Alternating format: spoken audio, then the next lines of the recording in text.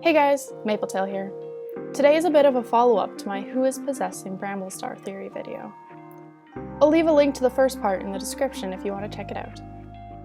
Before I start, I just want to remind you to like and subscribe for more videos like this. Okay, so in the last video, my top contenders were Ravenwing, Darkstripe, Ashfur, and my personal favorite, Clearsky. Today I'm going to be addressing some of the names that have been thrown around in the comments of the previous video. You guys had a lot of interesting ideas and theories. Let's get started with some non-warriors. Soul, Darktail, and Scourge. Out of these three, I think Soul is my favorite. I think it's way too soon to bring back Darktail, and I really like the way he went out.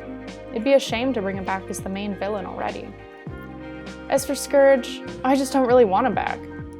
He's a classic villain and all, but his story had a really satisfying ending, and I just can't really see him doing something like this. He seems the type to be direct with his villainy. Which brings us to Soul. Soul makes sense in a few ways. First off, I've always thought he'd make a return eventually, as he didn't die, in book at least. He was notoriously lazy and unskilled as a warrior, which would explain Fakestar staying in the den in camp, and how he's described as walking through the woods loudly, something a skilled hunter would never do. It would also explain why he was unfamiliar with the territory. Now here's the bit where the theory loses me. If it were Soul, you'd think he'd be targeting SkyClan, instead of largely ignoring them. Also, if we're assuming that Fakestar was the one who attacked Shadowsight at the end of the Silent Thaw, I just can't see Soul beating anyone in a fight like that, even a medicine cat. The next cats I'd like to talk about are Thistleclaw and Hawkfrost. I don't personally want either of these to be the possessor. Well, Thistleclaw is certainly a controversial character, like the Errands said would return. I think he's too controversial. Spotted Leaf's heart was a travesty, and so unnecessary. Thistleclaw was fine as a villain before that. If this book wasn't a thing, then I'd be all for Thistleclaw's return. But that's a topic for another time. Now from a plot perspective, I could see it. I don't want it, but I could see it. The unfamiliar with the territory and SkyClan, the ambition for leadership, and the willingness to kill for it. As for why I think it's not him, Fakestar's familiarity with squirrel flight wouldn't really make sense. But the biggest reason I don't think it's him is the same reason I don't think it's Hawkfrost. It wouldn't be satisfying. The two have had their time as villains. Speaking of Hawkfrost, the things that point to him are as following. Unlike Thistleclaw, Hawkfrost would know squirrel fright. Hawkfrost would know squirrel fright. Oh my god. Hawkfrost would know squirrel fright. Oh my god. Hawkfrost would know squirrel flight, and have reason to be targeting his brother's family. Another thing I've seen brought up is the name connection between Hawkfrost and Bristlefrost, which I think is worth mentioning. The biggest point against Hawkfrost, of course, is that he's double dead. Now I know that doesn't necessarily mean he's not a possibility, but I think it makes it a lot less likely.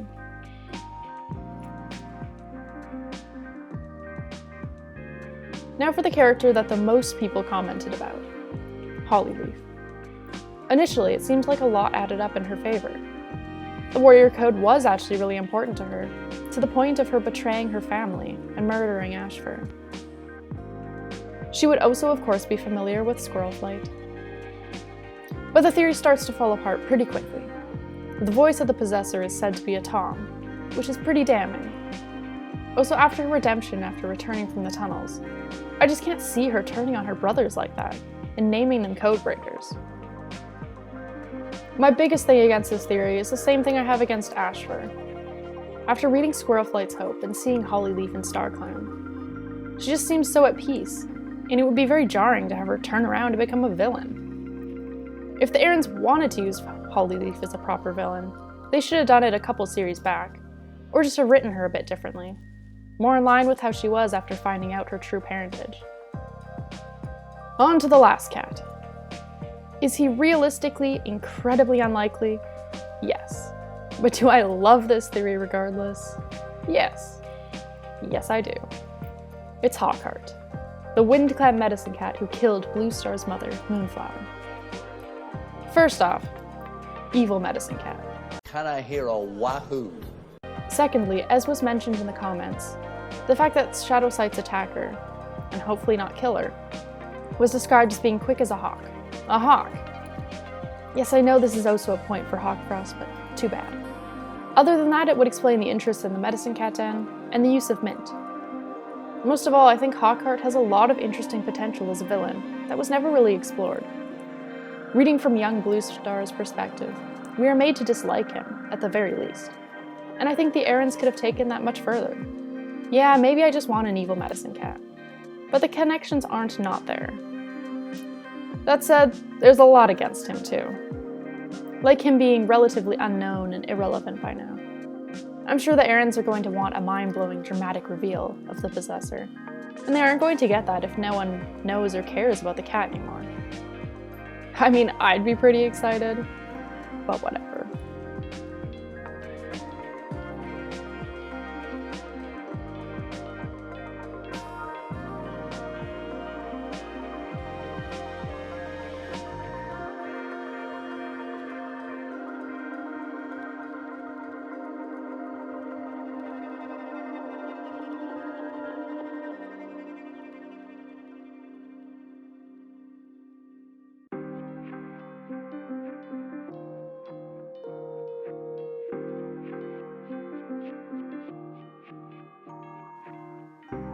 Well, that's about it from me.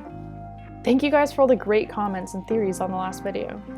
I never even considered some of these cats. If you have any more ideas, feel free to shoot them my way. Anyways, thanks for watching, and bye for now.